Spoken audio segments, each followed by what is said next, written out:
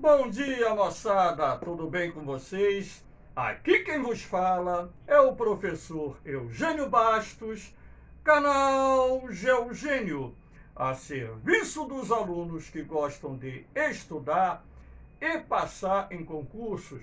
Moçada, vamos fortalecer o canal, se inscrevam no canal, dê aquele like, compartilhe o vídeo e ajude o professor Eugênio Bastos a democratizar o ensino da geografia. Moçada, no nosso encontro de hoje, eu irei falar sobre o aumento das tensões envolvendo a Rússia e a Ucrânia. Lembrando que já existem duas aulas sobre a Ucrânia e a Rússia. Uma referente à questão da Crimeia, outra referente ao início do aumento das tensões que ocorreu ao longo do ano de 2021. Então, o aumento das tensões que ocorreram ao longo do ano de 2021 está culminando agora com uma provável guerra entre os dois países. Uma provável não quer dizer que o conflito existirá, apenas que a probabilidade de existência de uma guerra no leste europeu aumentou nas últimas semanas. Vamos procurar explicar de forma sucinta o porquê do aumento dessas tensões envolvendo a Rússia e a Ucrânia. Então, para começar o nosso encontro, essa imagem do lado direito, a bandeira russa, do lado esquerdo, a bandeira da Ucrânia. Aqui nós temos um muro rachado, separando os dois lados. Então é para que vocês, a partir dessa imagem, possam perceber que existe uma crise envolvendo os dois países e que essa crise poderá culminar com uma guerra entre duas das 15 repúblicas que compunham no passado a União Soviética. Professor, o porquê dessa crise envolvendo a Rússia e a Ucrânia? O que teria determinado o aumento das tensões entre os dois países? Então nós vamos nos reportar ao finalzinho de 2013, quando então o presidente Viktor pró-Moscou começou a se afastar das negociações de ingresso da Ucrânia na União Europeia, gerando um crescente descontentamento na oposição, que saiu às ruas protestando contra o governo e exigindo a renúncia do presidente. Foi quando então o Congresso ucraniano decidiu pela destituição do presidente Viktor, que acabou pedindo asilo na Rússia, até mesmo porque, além de ser alinhado à Rússia, era amigo particular do presidente Putin. Então, essa crise iniciada em 2013 acabou sendo responsável pela anexação da Península da Crimeia pela Rússia. Por que a Rússia anexou a Península da Crimeia? Em primeiro lugar, porque a maior parte da população residente da Crimeia é de origem russa. Não só fala russo, como é de origem russa. E a Península da Crimeia tem um grande valor estratégico para a Rússia, até mesmo porque ali existe a mais importante base naval da Rússia no Mar Negro, que é a base de Sebastopol. Além disso, na Península da Crimeia, você ainda tem importantes recursos naturais, razão pela qual isso interessa não só pela questão estratégica militar, mas também pela questão econômica, a anexação desse território. Lembrando que o parlamento da Crimeia decidiu pela independência da Crimeia da Ucrânia e solicitou ao governo russo a sua anexação à Federação Russa. E o parlamento russo aprovou a incorporação da Península da Crimeia à Rússia, e para lá foram enviados milhares de soldados para garantir não só a independência da Península da Crimeia, assim como a sua anexação por parte da Federação Russa. Nesse mapa aqui é possível vocês perceberem que na Ucrânia existem províncias em que a presença do russo é muito grande, algumas das quais onde mais de 90% da população fala russo. Então, aqui nós temos, por exemplo, em Donetsk e Luhansk, duas províncias separatistas, que, aliás, elas já haviam recebido autonomia no passado, mas são províncias pró-Rússia que querem a independência da Ucrânia e a sua posterior incorporação à Rússia. Então, após o ocorrido na Península da Crimeia, os movimentos separatistas no leste da Ucrânia ganharam força. Isso acabou desencadeando uma guerra civil.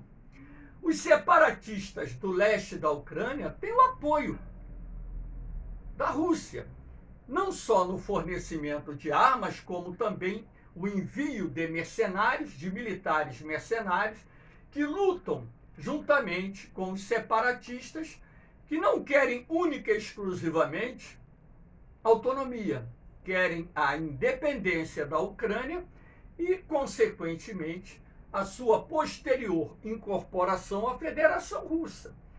Então, mesmo após esse ocorrido, que culminou com a separação da Crimeia da Ucrânia e a sua posterior anexação pela Federação Russa, nós tivemos a continuidade dos movimentos separatistas no leste da Ucrânia, que lutam pela independência de determinadas províncias, principalmente na região de Donbás, e a sua posterior anexação à Federação Russa, mantendo um estado de guerra, um estado de tensão entre os dois países. Um outro fator de grande relevância que nós temos que levar em consideração a expansão da OTAN no leste europeu. A Organização do Tratado do Atlântico Norte foi criada em 1949, já falamos sobre isso, com o objetivo de defender os países capitalistas da Europa Ocidental de uma ameaça proveniente da União Soviética e, posteriormente, do Pacto de Varsóvia, que era uma aliança militar criada pela União Soviética e composta por países do leste europeu que viviam na esfera de influência política, econômica e militar da União Soviética. Então, com a crise do capitalismo, com a crise do socialismo real, no final da década de 1980, o que aconteceu? Isso acabou culminando com o fim da União Soviética no início da década de 1990. Em dezembro de 1991, oficialmente a União Soviética deixou de existir. Então, com o enfraquecimento da influência da União Soviética, o posterior desaparecimento da União Soviética, países que viviam na esfera de influência política, econômica e militar da União Soviética, do leste europeu, acabaram ingressando na OTAN. O caso da Polônia, a República Tcheca, a República da Eslováquia, a República da Hungria, a República da Romênia e a República da Bulgária, aproximando a OTAN da fronteira com a Rússia. 3 dos países que compunham a União Soviética, os chamados países bálticos, Estônia, Letônia e Lituânia, também ingressaram na OTAN. Esses 3 países têm fronteira aqui, pelo menos a Estônia e a Letônia, com a Rússia. Isso por si só já havia incomodado os russos, porque os russos estavam percebendo que a OTAN estava avançando em direção ao leste europeu e se aproximando da fronteira russa, o que, estrategicamente falando e militarmente falando, isso não é bom em caso de uma guerra, uma eventual guerra convencional. Então, essa expansão da OTAN no leste europeu, com a eminente possibilidade de ingresso da Ucrânia, a Ucrânia está aqui, ó, a Ucrânia aqui, ó, e da Geórgia, que não aparece aqui, a Geórgia é um país banhado pelo Mar Negro, está aqui desse lado, não aparece aqui nesse mapa. Então, com a eminente entrada da Geórgia e da Ucrânia na OTAN, o que aconteceria? A OTAN estaria nas fronteiras da Rússia. Já tinha chegado através da Estônia e da Letônia, agora iria chegar ainda mais através da Ucrânia, que tem uma longa fronteira com a Rússia, e a Geórgia, que é um país estratégico localizado na região ali do Cáucaso, que é geopoliticamente, estrategicamente falando, muito importante para a Federação Russa. Então, essa expansão da OTAN em direção ao leste europeu também está incomodando o governo russo, que não quer ver a OTAN, na verdade, nas suas fronteiras. Aqui nós temos a concentração de forças russas ao longo da fronteira da Ucrânia. Então, esse mapa, esses pontos vermelhos, aqui vocês podem ver na Península da Crimeia, aqui vocês podem ver ao longo da fronteira russa com a Ucrânia a concentração de forças, e também aqui na Bielorrússia, que é um país aliado da Federação Russa. Então, na medida em que está havendo o aumento da concentração de forças russas ao longo da fronteira com a Ucrânia, não só através da Rússia, mas também através da Bielorrússia, o que isso passa a transpor para os analistas militares?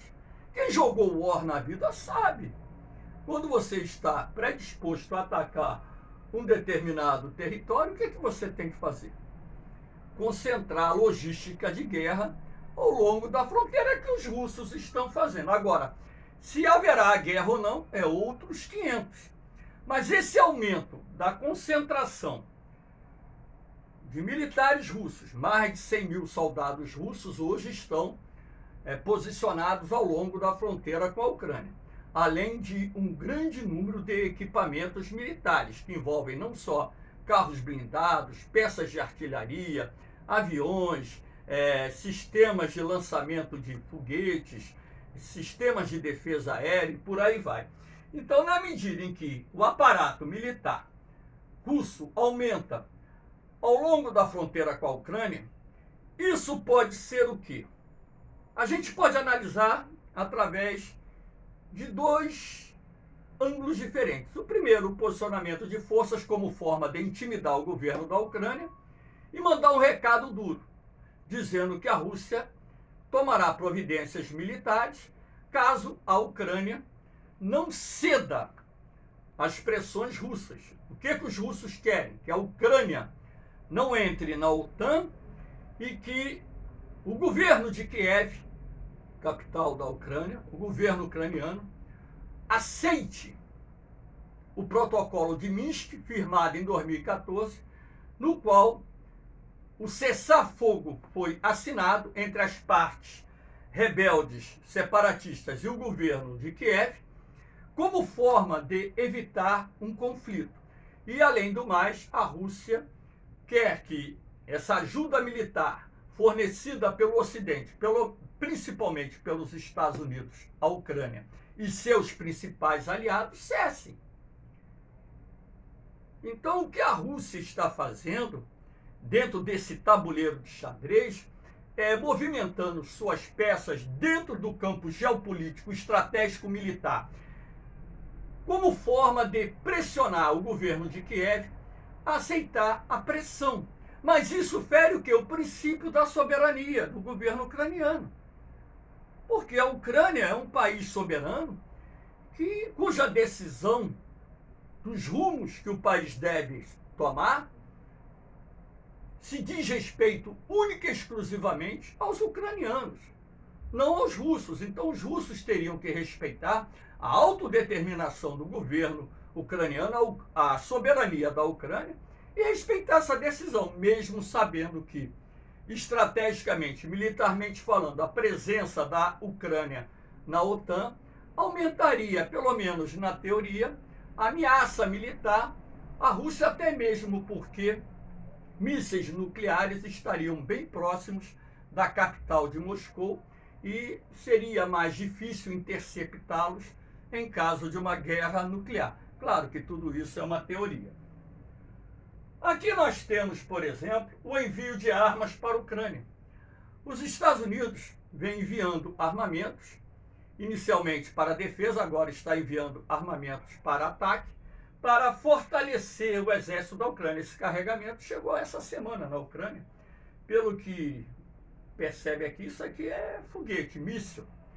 Não sei se antiaéreo, mas provavelmente mísseis antiaéreos, sistemas de defesa aérea, para fortalecer a capacidade militar da Ucrânia em caso de uma agressão por parte do exército russo. Agora, além dos Estados Unidos, outros aliados norte-americanos da OTAN estão enviando armas para a Ucrânia. E isso, logicamente, está desagradando o governo russo.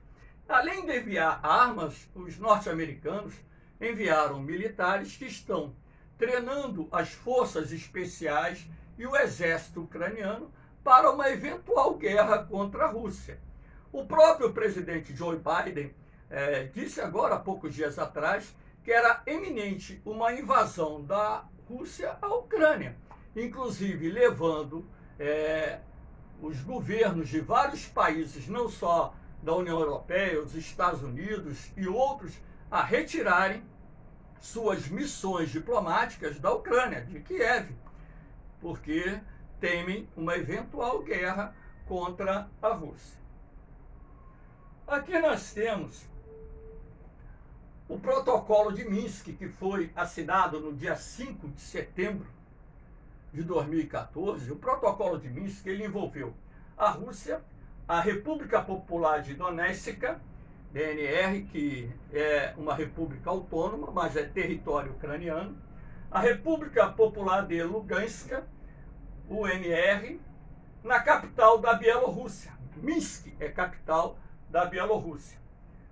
E sobre recomendação da Organização para a Segurança e Cooperação da Europa, OSCE, que de certa forma também agiu como intermediação e costura desse acordo de cessar-fogo que ficou conhecido como Protocolo de Minsk, onde as partes envolvidas, a Ucrânia e os separatistas, assinaram esse protocolo, esse acordo, no qual iriam promover um cessar-fogo. Só que esse protocolo, esse acordo não foi cumprido. As hostilidades continuaram ocorrendo, a presença militar ucraniana no leste do país aumentou, o envio de armas e militares mercenários por parte da Rússia para o leste da Ucrânia aumentou, e isso, logicamente, tem alimentado as tensões entre as partes, que pode culminar com um conflito. Eu, particularmente, não vou dizer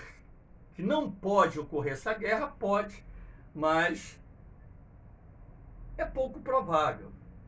Então, eu acho que ali está havendo mais uma manobra, uma pressão política da Rússia sobre a Ucrânia para que ela ceda a respeito da sua intenção de fazer parte da OTAN e que ela ceda as reivindicações dos movimentos separatistas do leste da Ucrânia, pelo menos no que diz respeito à plena autonomia de repúblicas do leste da Ucrânia, que possuem populações majoritariamente descendentes de russos.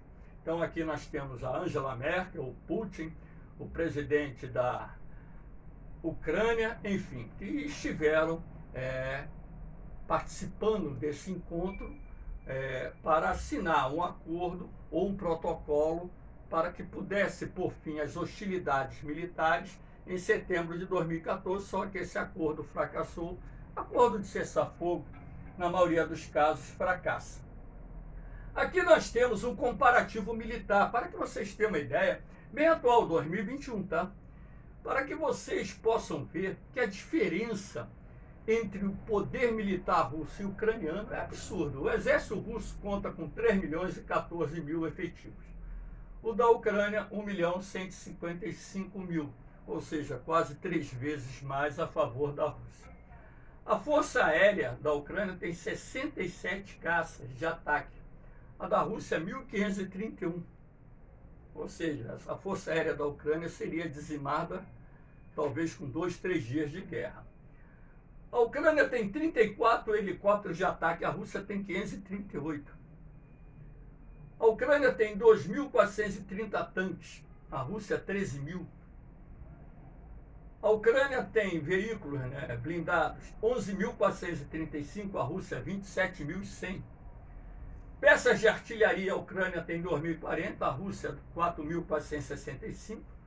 Navios de guerra, a Ucrânia tem 13, a Rússia 214. Então, por aí vocês podem perceber que há uma diferença enorme entre o poderio militar da Rússia e o poder bélico da Ucrânia. Agora, o que acontece? Numa guerra, nós estamos falando aqui de efetivos, de determinados equipamentos militares, aqui não se diz quantos mísseis antiaéreo cada país possui, claro que a Rússia tem muito mais, quantos mísseis antitanques cada país possui. Então, a Ucrânia, sabendo das suas limitações, fortaleceu e muito a sua capacidade, inclusive recebendo mísseis antitanque que causariam danos enormes ao avanço da cavalaria blindada russa, ou seja, dos tanques de canhão, carros de combate, por aí vai.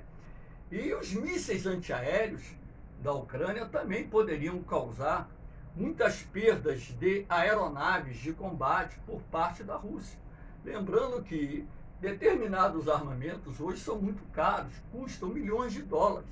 Então, a que custo uma guerra entre os dois países poderia justificar esse conflito? Uma guerra, por mais curta que seja, não vai ser uma guerra relâmpago de 24 horas, pode se arrastar por 1, 2, 3 semanas, um mês, não sei, vai depender muito da capacidade do exército ucraniano em resistir, também a sua quantidade de foguetes e mísseis para conter o avanço russo. Agora, quantas vidas e as perdas materiais e prejuízos econômicos uma guerra traria para os dois países? Claro que talvez para a Ucrânia esses prejuízos seriam muito maiores. De 2014 para cá já se passaram 8 anos.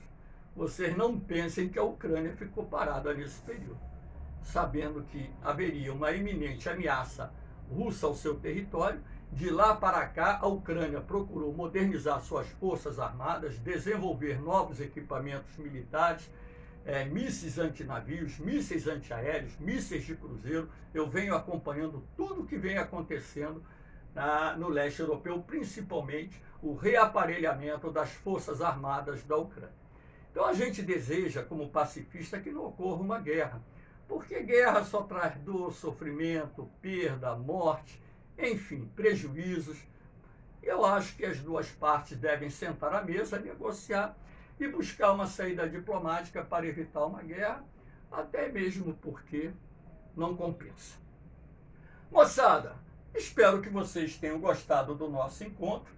Havendo qualquer dúvida, faça a sua pergunta lá na parte dos comentários, que eu terei a máxima satisfação de responder. Aqui, mais uma vez, os grupos lá do Facebook, onde eu disponibilizo meus materiais, meus bancos de questões e provas comentadas sem custo nenhum para vocês que estão se preparando para concursos. A única coisa que eu peço é que vocês ajudem a divulgar esse trabalho. Lembrando que o meu canal não é e não será monetizado, não tem fins lucrativos. É um canal criado apenas com o propósito de democratizar o ensino da geografia. Moçada, um beijão no coração de vocês, um forte abraço. Eu vou, mas eu volto, hein? Fui!